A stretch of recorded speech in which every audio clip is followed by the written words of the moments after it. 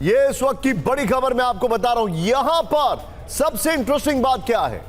सबसे इंटरेस्टिंग बात यह है कि अमेरिका के जो इंस्टीट्यूशंस हैं वो अमेरिका के सुप्रीम कमांडर से ज्यादा पावरफुल हैं। आज एक बार फिर से ये प्रूफ हो गया है। ये अपने आप में बहुत बड़ी खबर है। मैं सीधे चलूंगा, हमारे साथ हमारे सभी मेहमान हमारे साथ मौजूद हैं। सबसे पहले स्क्रीन पर आपको टैक्स एक्सपर्ट जैन जी दिखाई दे रहे हैं। सर, स्वागत है आपका। It's a good day, congratulations. Amitabh sir, आपका भी स्वागत है। आपके चेहरे को देखकर मैं कह सकता हूं खुश तो बहुत हो गया आप आज। खैर, दिनेश गौतम हमारे साथ है। Dinesh, thank you very much for joining. And Manish Jha हमारे साथ है। Manish, let me jump the bandwagon. Donald Trump का यह फैसला नॉकडाउन हुआ है। क्या इस फैसले को नॉकडाउन करने के बाद डोनाल्ड ट्रंप के खिलाफ इंपीचमेंट प्रोसेस को भी आगे बढ़ाया जाएगा? And I stand on my word. क्या इसके बाद इंपीचमेंट प्रोसेस को भी आगे बढ़ाएगा? बिकॉज इसमें मल्टीपल एंगल्स अब जुड़ने वाले हैं। एक है अनफेयर ट्रेड प्रैक्टिसेस। जब उन्होंने पहली बार टैरिफ लगा के बोला था, my this friend has made this much money in the stock market, this one has made this one money in stock market. There are lot of factors. Manish, your take. पहली बात तो यह कि जो बात आपने कही थी मैं भी उससे 100% सहमत हूं, और आज की रात उसको इसके लिए बेहद इंपॉर्टेंट है कि इससे ध्यान भटकाने के लिए वो ईरान के साथ जंग का ऐलान कर सकते हैं। यस, घंटे में 48 घंटे में। ये सबसे इंपॉर्टेंट चीज है। यही वो करते आए। एप्स्टीन फाइल से ध्यान हटाने के लिए उन्होंने वेनेजुएला से जंग शुरू की थी, और इससे बचने के लिए वो ऐसा कर सकते हैं। दूसरी बात, खबर आ रही है कि अभी वो व्हाइट हाउस में ब्रेकफास्ट कर रहे थे जब ये फैसला आया। उन्होंने कहा कि ये डिसग्रेस है और उनके पास प्लान भी मौजूद है। तो प्लान भी तो यही हो सकता है कि आप संसद के जरिए जाएंगे, लेकिन आपने बिल्कुल सही कहा, ये आसान रास्ता नहीं होगा। तो आज के फैसले के बाद दरअसल ये केवल एक इकोनॉमी फैसला नहीं है, ट्रंप के खिलाफ एक पॉलिटिकल वॉर शुरू हो जाएगा।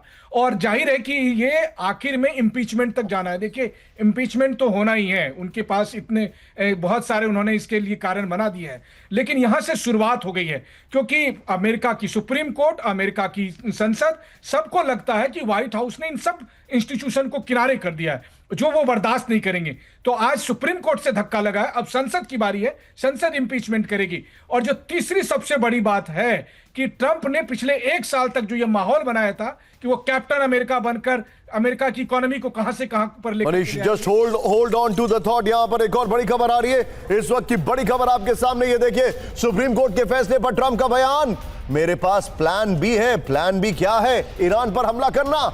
ये सबसे बड़ा सवाल है। Well, I will not jump the guns right now, लेकिन America is known as a country of very strong institutions and big divergence.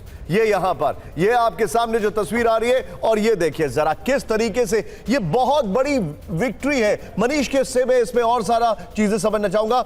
Dinesh, fine print अभी तक बाहर नहीं आया है। वी आर ऑल स्पेक्युलेटिंग, लेकिन क्या इसका मतलब यह है कि अमेरिका जो है, जो ट्रंप ने रैंडम फैसले लिए टैरिफ के, they are all going back to what they were before Trump was there? 1977 में यह कानून बनाया गया था अमेरिका में, इस बात को ध्यान में रखते हुए कि अगर युद्ध जैसी स्थिति बनती है या किसी देश से बड़ा गंभीर खतरा अमेरिका को हो जाता है, और या इकोनॉमी के लिए ऐसा भीषण संकट पैदा हो जाता है कि अपनी घरेलू इकोनॉमी को सुरक्षित रखने के लिए बाहर से आने वाला जो भी इंपोर्ट किया जा रहा है अमेरिका में सामान, उस पर टैरिफ लगाना आवश्यक हो जाए, तो ही इन शक्तियों का इस्तेमाल राष्ट्रपति करेंगे। यह भी एक सच्चाई है कि 80 बार से ज्यादा अभी तक इस कानून का इस्तेमाल, जो ये बनाया गया IEEPA, इसका इस्तेमाल किया जा चुका है। तो सवाल यह है कि जो प्लान बी की तरफ इशारा कर रहे हैं, वो प्लान बी की तरफ इशारा क्या है?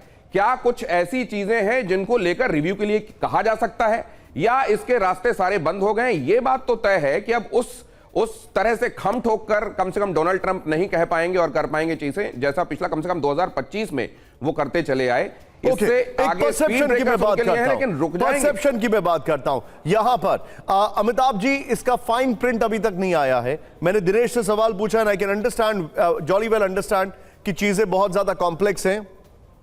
वेल एनीवे, मैं आपके पास अमिताभ सर आ रहा हूं, बिकॉज मैं एक बार जैन जी के पास आना चाहूंगा। जैन जी, क्या status quo will come back जो ट्रंप के पहले के था? और will he be bound to, अगर let's go by the Supreme Court, Supreme Court से ऊपर क्या होता है हम सबको पता है वहां पर, लेकिन लेट्स गो बाय दिस, अगर यहां पर यह फैसला है, सो इट मींस व्हाट?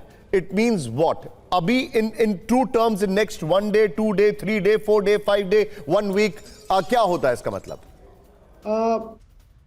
मैं बोलूंगा निशान जी, बहुत पॉजिटिव न्यूज़ है, but at the same time मैं इतना जितना जितना मेरा नॉलेज है, जितनी मेरी समझ है, ट्रंप इतनी जल्दी मानेगा नहीं। एक दो सेक्शन निशान जी आपको बताऊंगा। एक है सेक्शन 232, वो साफ साफ बोलता है कि अगर नेशनल सिक्योरिटी का केस है, जो कि पहले स्टील और एल्यूमिनियम पे यूएस ने यूज किया हुआ है, सेक्शन 232 को यूज करके ट्रंप इस चीज को वापस ला सकता है। सेक्शन 232 को आप ये मान के चलो, कई ऐसे प्रोविजंस अभी भी एक्ट में हैं, लॉ में हैं, जहां यूएस सेनेट चाहेगा तो सुप्रीम कोर्ट के डिसीजन को रिवर्स भी कर सकता है।